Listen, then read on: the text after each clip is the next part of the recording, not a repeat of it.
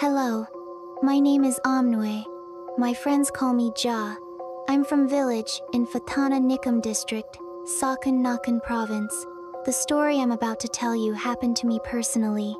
On Tuesday night, the 27th of November, 2012, at around 2 in the morning, I called Phi Toy to make an announcement the next day and to tell him about what happened to me this time. It happened at a golf course near Bang Na Talat Road. I work as a night shift security guard. My shift is from 6 in the evening to 6 in the morning. That day, around 5 p.m., I took a shower, got dressed, and put on my black security uniform. I arrived at work just before 6 o'clock to take over the night shift. The place I worked was a golf driving range. As usual, before starting my shift, I sat down to eat at Aunt Tui's shop. Her shop is located inside the golf course area. It's a simple shop with a corrugated metal roof, a food counter with rice and curries, like any regular place, and 3 small stone tables for customers to sit and eat. Aunt Tui's shop is an order-made food stall, open from 6 in the morning until 6 in the evening. While I was eating, Aunt Tui and her workers were cleaning up, washing pots and dishes.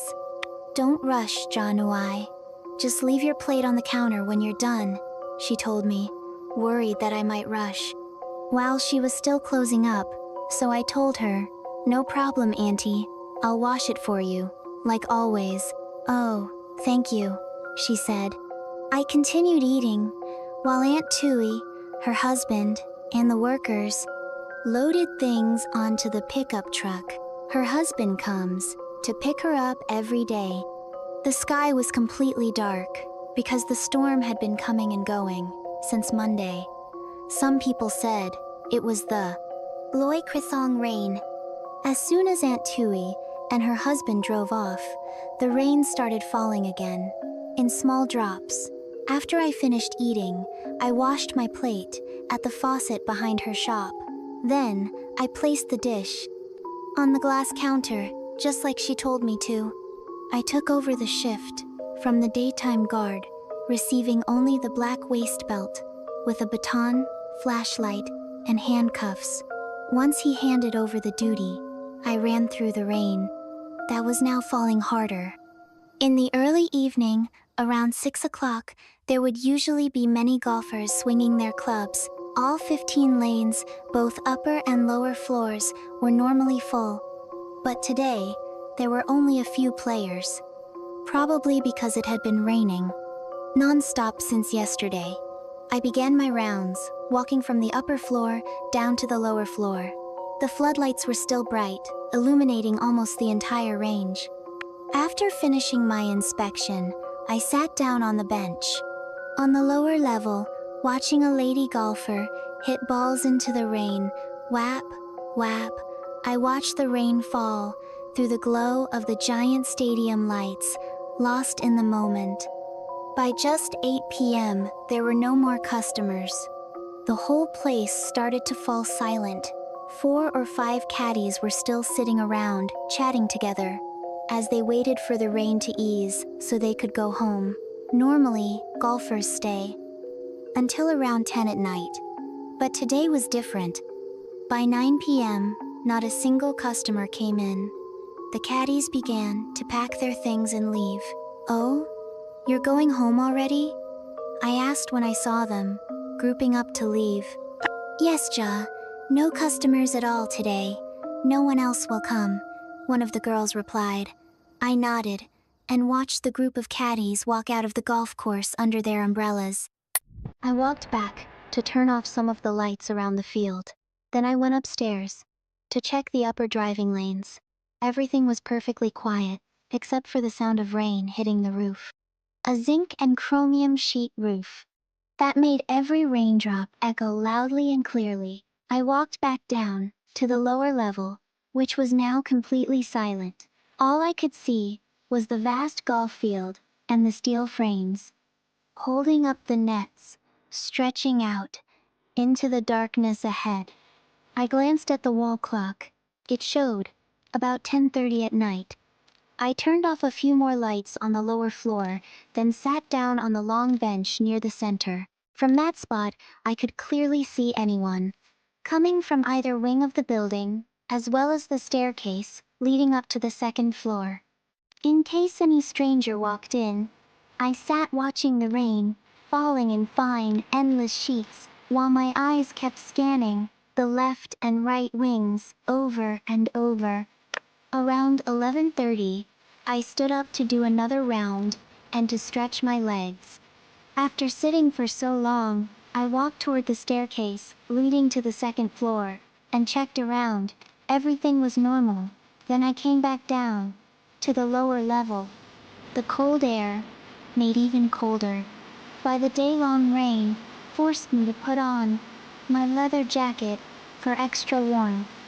The clock chimed, marking exactly midnight, from the employee timestamp machine.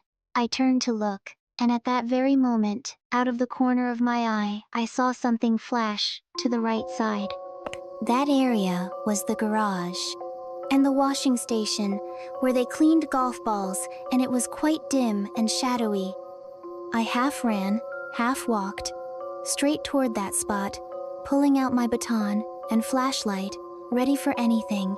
I aimed the flashlight with my right hand to light the way, and when I reached the corner of the building, there was an open courtyard. There was a tool storage room and the parking area for the lawn mowing carts.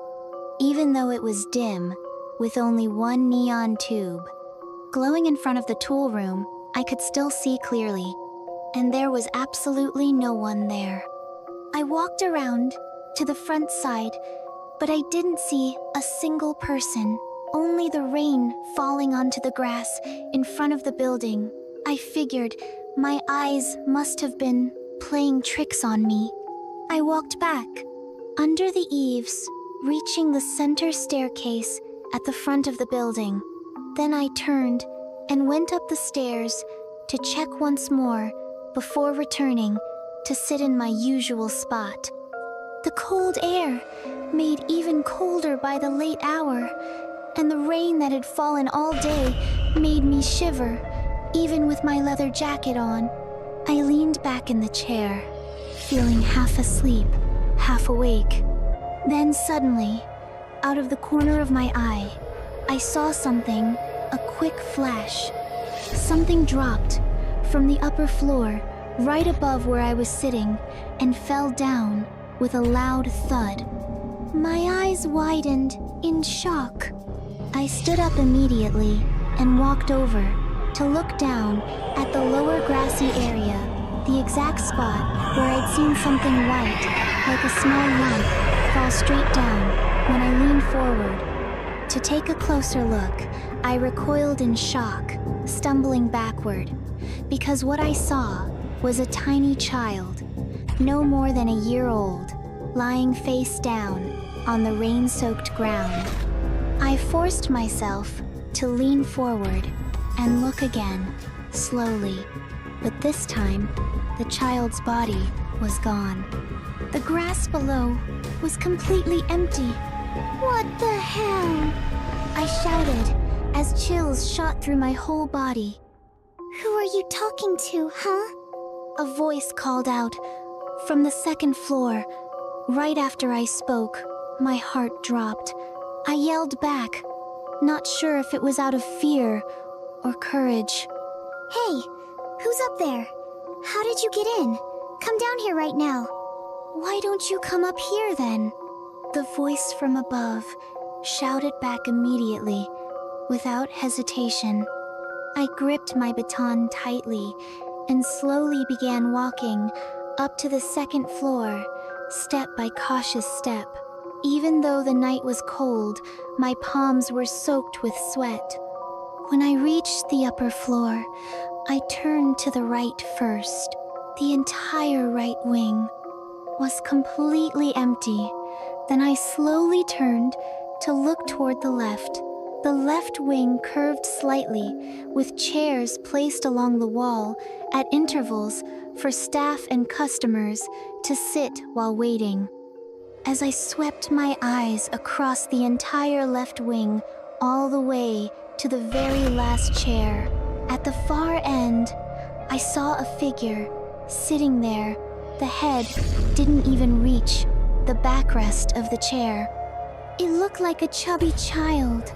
But what child would be sitting here at this hour unless someone had carried them up and placed them on that chair? I pointed my flashlight directly at that spot and slowly walked closer, step by step. Lightning flashed outside, lighting up the whole area for a split second, and I saw the child's figure, wearing a short-sleeved white shirt when I moved to within 2 meters. Dear God, it wasn't a child at all. Sitting on that chair was someone about 50 or 60 years old, with long hair covering most of the head. And worst of all, it was only half a person. From the top of the head down to just the chest, a severed upper half. Resting on the chair, its glowing red eyes stared straight at me, cold and terrifying. Hey! I jerked backward, my flashlight almost slipping from my hand, and I nearly fell over. Luckily, I stumbled toward the wall and caught myself. In that moment, my mind was screaming. One thing only. I'm being haunted. I had to get away. From there, as fast as possible. In my ears, there was nothing but the sound of laughter, the echoing laugh of that half-bodied ghost chasing right behind me. I panicked and bolted down the stairs, crashing into the landing, then scrambling, almost rolling, all the way down to the ground floor. In pure terror, I collapsed at the stair railing in front of the building, breathing hard, my whole body shaking violently like never before. I couldn't even tell whether I was trembling because of the cold or because I was consumed with absolute, overwhelming fear. I sat there for maybe half an hour or maybe a full hour. I honestly wasn't sure. I looked at my wristwatch. It showed 2:03 a.m. just as I was trying to calm my pounding heart. Another sound, mixed with the falling rain, began to reach my ears. But this time, the sound came from the lower floor, in front of the building, the left wing of the golf course. It was the area where Aunt Tui's shop was. I heard the sound of tables being moved and the faint clinking of bottles hitting each other.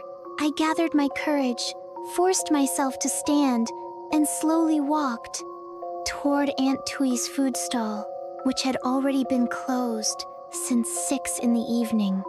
And no one should be sitting at Aunt Tui's curry shop at this hour. I peeked my head inside. Whatever happens, happens. And what I saw left me stunned for a long moment. In the darkness of Aunt Tui's closed shop, I saw a large black figure, huge, like a sumo wrestler, sitting on a table, turning its face toward me. Its eyes were pure white, with no pupils at all, glaring clearly through the darkness. Hey, who's there? I shouted. The figure moved, a sudden, sharp motion, and in an instant, it swung open the tall Coke fridge, the one as tall as a person, and slipped inside. In one quick motion, before slamming the fridge door shut with a loud bang, there was no way a huge body, the size of a sumo wrestler, could just slide into a Coke fridge that easily. Yet it did. Unless it wasn't human. Whether it was anger or pure panic, I didn't even know. But I threw myself forward, pressing my body against the Coke fridge as if I could trap that thing. Inside it, It felt like something straight out of a cartoon or a comedy skit, but this was real. The black figure inside was now pushing back, and its massive head, bigger than before, bulged against the door, struggling to force its way out. I pressed my whole weight against the fridge, and the entire thing shook violently as it tried to break free. I pressed my shoulder against the fridge with all my strength while my hands fumbled for the handcuffs. I snapped them shut around the fridge handles to lock it closed. The big-headed black figure inside kept pushing, using its head and arms to force the door open, but the handcuffs held it in place.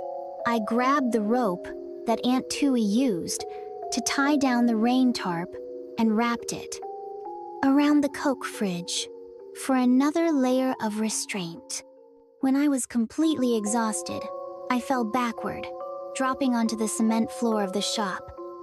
I watched that thing, whatever ghost or creature it was, huge body, but with a head so big and swollen that its tiny limbs looked like those of a doll, struggling inside the fridge. When it couldn't get out, it turned toward me, pulled its mouth open wide, and yanked its own tongue out. To show me, I crawled away from that sight, hiding beside the shop, shaking violently in the cold.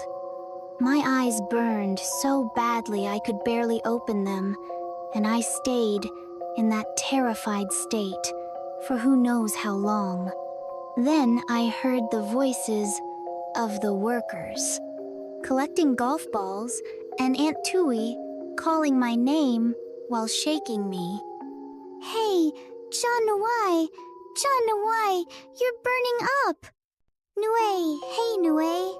Many voices were calling my name from all around me, but my eyes were burning so badly I could barely open them.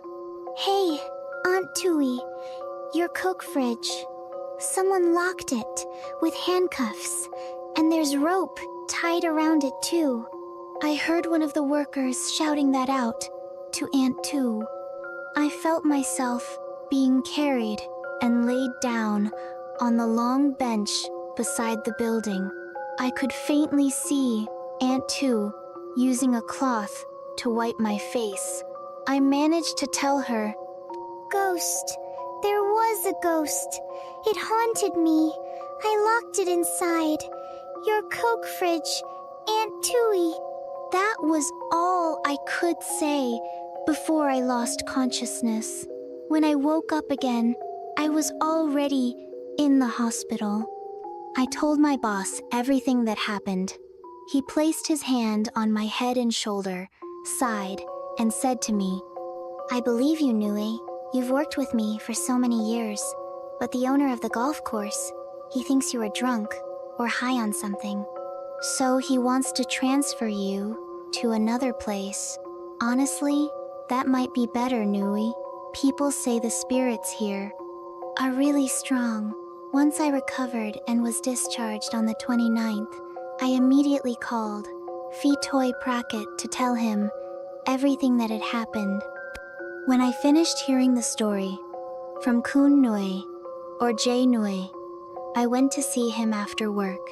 That same evening, I waited for him at his workplace and asked him again for every detail, directly from his own mouth.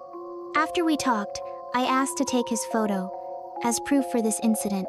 Then I walked into the golf course to ask Aunt Tui for permission to photograph the Coke fridge and the exact spot where everything happened that night. She whispered to me, confirming the whole story. "I absolutely believe it happened," she said. That night, we found John Nui curled up in the corner of the shop. His body was burning hot, like fire. I felt so sorry for him, but all we could do was help as much as we could. And that Coke fridge, he really did lock it with handcuffs. He even tied rope around it tightly. All of us, the workers and me, we truly believe he encountered something for real. We've all seen strange things here, many times before, just not as direct and terrifying as what happened to him. The spirits here are very strong, but the golf course owner doesn't believe any of it. Look at this place. Not even a single spirit house to protect it. That's why the spirits are this powerful.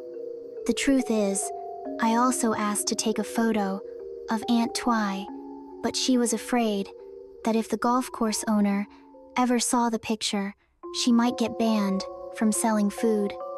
And that would cause her trouble, so I agreed not to photograph her. I walked back out and looked around the entire place. There wasn't a single spirit house anywhere. Strange, really, for such a large golf course to have none at all. I left with a heavy heart, feeling sorry for John Nwai, who not only got haunted, but also got transferred afterward. Though maybe, he might actually be relieved, not having to run from ghosts and fall sick from fright ever again.